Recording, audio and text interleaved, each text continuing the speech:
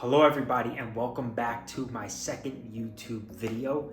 Thank you to everybody who checked out my last video, and if you haven't done so, please go check it out. So what we're going to be talking about today are things to do when in St. Augustine, Florida. Now, when I first moved to the state, St. Augustine was one of the first places that I wanted to check out. I know people who went there and loved it. It's the oldest city in America. So there's a lot of history there. So I was like, let me go check this place out for myself.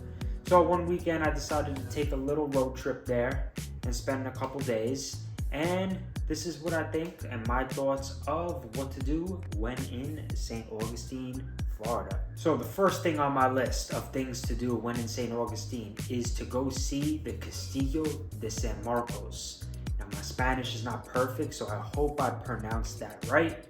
Now, the castle was built by the Spanish back in the day to defend the land as well as the trade in the Atlantic. There's a lot of history in this castle. It's not that expensive to go here per ticket, maybe like, I don't remember off the top, it could be like $20. You have the cannons at the top, you have the bunkers that the men slept in, the weapons that they had. It's in phenomenal condition as well. So it's something definitely worth checking out, and it's not far from downtown St. Augustine, so you can walk there from other points in St. Augustine. Next on the list is the Lightner Museum. Now the Lightner Museum back in the day was a luxury hotel called the Alcazar. It was home to the country's biggest indoor swimming pool. Today it is a place where you can go and get something to eat. They serve lunch there, it's like a little cafe, but back in the day they had this ginormous pool. They had Turkish saunas and baths and all that. I think there's 4 to 5 floors in the museum, and each floor has galleries, exhibits, different antiques and things like that. Next on the list for things to do is going to see the Potter Wax Museum. Very, very cool to see. If you like art, then this is something that would be a must for you. The design, the detail in these wax figures is incredible. Absolutely incredible work. It's something fun. They have a whole bunch of different figures there, so it's really, really neat. Another place I would recommend going to see is the Lighthouse and Maritime Museum. Now, the lighthouse is really cool. Be prepared to climb a lot of steps to get to the top, but once you get to the top, it is worth it. The views are outstanding there. You see the whole area. It's really, really beautiful. Now, the Maritime Museum, I personally was not that interested in it.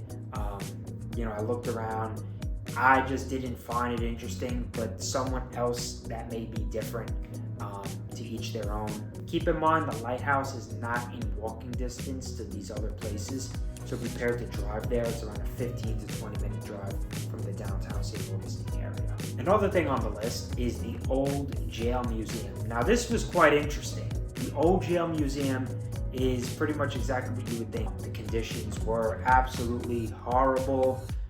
It's grimy, dirty. They had a place where they would do hangings. It's just kind of gives you a little weird feeling when you're there, but definitely something that's worth seeing while you're in St. Augustine. Now we have St. George Street. St. George Street is the main strip in downtown St. Augustine. That's where you're going to have most of your restaurants, bars, gift shops, things to do. It's going to be on St. George Street. If you're looking to go out for drinks, you're looking to go out for dinner or breakfast, you'll probably find yourself on St. George Street. And last on the list is St. Augustine Beach. Now, St. Augustine Beach, I did not get to go on the beach. I wanted to go surfing, and I went to the beach, and the currents were very dangerous. So I did not go out there because I'm not an experienced surfer. However, the beach is there. It's around 20 minutes from St. Augustine. So if you want to take a break and just relax and lounge by the beach, get some sun in, get some waves, you have St. Augustine Beach right there to do that. Now, I was only in St. Augustine for a weekend, so I didn't have enough time to do everything I wanted. There were a couple things on the list that I did not get to, but if I do return to St. Augustine, I would want to do these things. They have a ghost tour around historical St. Augustine. That'd be pretty interesting. They have a pirate museum and a pirate ship. I'm not too sure about the pirate culture that they have going on in St. Augustine, but that is something interesting, especially when you hear pirates. How are you not interested in that? And they have a horse carriage ride in the evening that goes around downtown St. Augustine. Now onto the food. Now, to be honest with you guys, I was not that impressed with the food in St. Augustine. I really wasn't. The breakfast, I was disappointed. On our last day, we ended up at a diner. I don't know, every breakfast place that I looked at, it just seemed to be like they're trying to modernize these breakfast items, and it's like I just want pancakes and eggs. There was also a restaurant that I went to for dinner around 10:30 at night. It took about 45 minutes for them to get us the food. We just ordered a burger with mac and cheese. Took 45 minutes to get to us, and when it did get to us, it wasn't even good. So I wasn't that impressed with the restaurant options there. Again, I was only there for a weekend, so I didn't have enough time to go to all the different places St. Augustine has to offer, but the ones that I did go to, I wasn't that impressed with. Now, Harry's Seafood Grill and Bar, that restaurant I highly recommend you go to. I was able to get reservations to go there on our last night there. Highly recommend. It was absolutely delicious. It's seafood with a Cajun flair.